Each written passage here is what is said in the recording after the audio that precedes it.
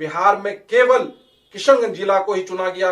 क्या अख्तरुल इमान साहब घबरा गए हैं? नीति में पर्दे के पीछे क्या होता है ये कहना बहुत मुश्किल है। सेटिंग किधर से हुई है, किससे गठजोड़ हुआ है, या फिर एआईएमआईएम किसको सपोर्ट करेगी? जदयू भाजपा से मास्टर मुजाहिद साहब चुनाव लड़ रहे हैं, कैसे उम्मीदवार डॉक्टर जावेद आजाद। एआईएमआईएम बिहार सदर अख्तरुल इमान साहब के एक बयान ने सारे उम्मीदवारों की उम्मीदों पर पानी फेर दिया, सपनों को चकनाचूर कर दिया।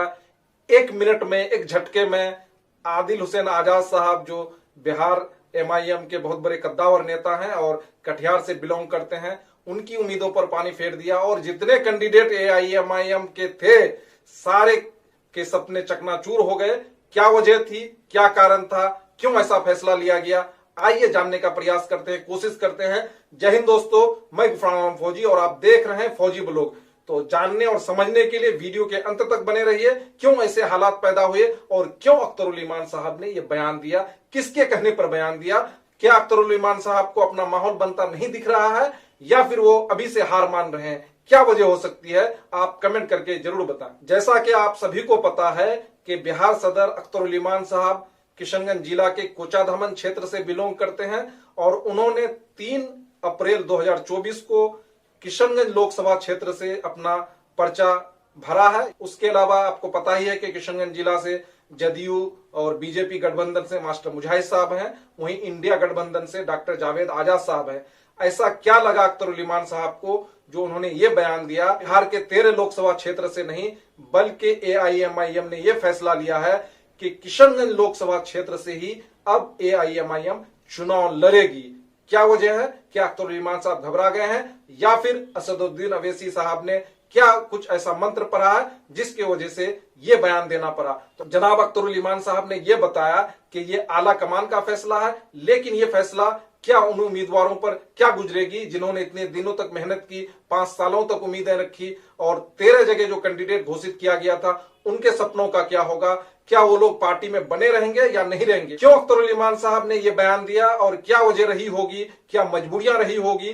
क्या अंदर अंदर किसी पार्टी से गठबंधन किया है? बैरिस्टर असदुद्दीन अवैसी साहब ने क्यों ये फैसला लिया? क्या वजह हो सकती है? क्या वोटों के बिखराव को रोकना चाहते हैं? और क्या अख्तरुल इमान साहब को यह लग रहा है कि वो किशनगंज लोकसभा सीट जीत रहे हैं? क्योंकि पिछले बार वो जो चुनाव लड़े थे, 2019 की बात मैं कर रहा हूं, तो वो किशनगंज लोकसभा क्षेत्र से तीसरे नंबर पे थे और उस टाइम काफी एआईएमआईएम की लहर थी। तो ऐसे में क्या लग रहा है कि इस बार वो कंफर्म हो रहे हैं या फिर कार्यकर्ताओं में ज्यादा जोश है? लेकिन जहां अगर दूसरे जगह के कैंडिडेटों को नकारा गया या उनको वो टिकट नहीं दिया जा रहा है, तो ऐसे में ये भी सवाल पैदा होता है क्या किस पार्टी के साथ सेटिंग हुई होगी या क्या मजबूरियां रही होगी, क्या वजह रहे होंगे? आपको अगर पता है तो कमेंट करके जरूर बताएं, क्योंकि ये सूचना फिलहाल मिल रही है जिससे एआईएम के पूरे जो टीम में है खलबली मच गई है। पूरे बिहार ही नहीं पूरे देश में इसकी चर्चा होती है, क्योंकि एआईएमआईएम जहां से चुनाव लड़ते हैं वहां से कुछ ना कुछ नई बातें पैदा होती है।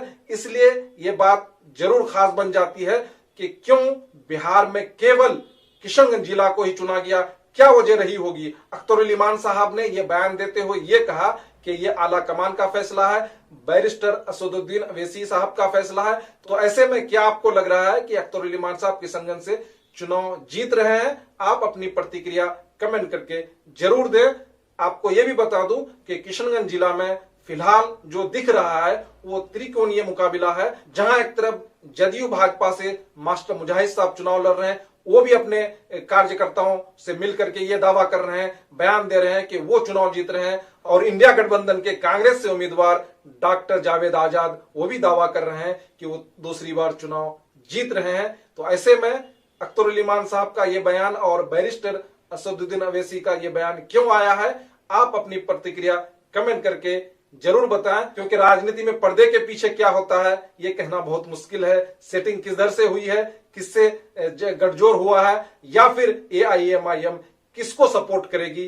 क्या वजह है कि केवल किशनगंज लोकसभा क्षेत्र से ही अख्तरुल इमान यानी एआईएमआईएम चुनाव लड़ रही है और बिहार के किसी भी क्षेत्र से जो 13 जगह का ऐलान किया गया था वहां चुनाव नहीं लड़ रही है? क्या होगा आदिल हुसैन आजाद का जो इतने दिनों से पार्टी के लिए मेहनत कर रही है और चुनाव के ऐन मौके पर उनका पत्ता काट दिया जाता है। और बाकी लोगों का क्या होगा, कमेंट करके जरूर बताएं।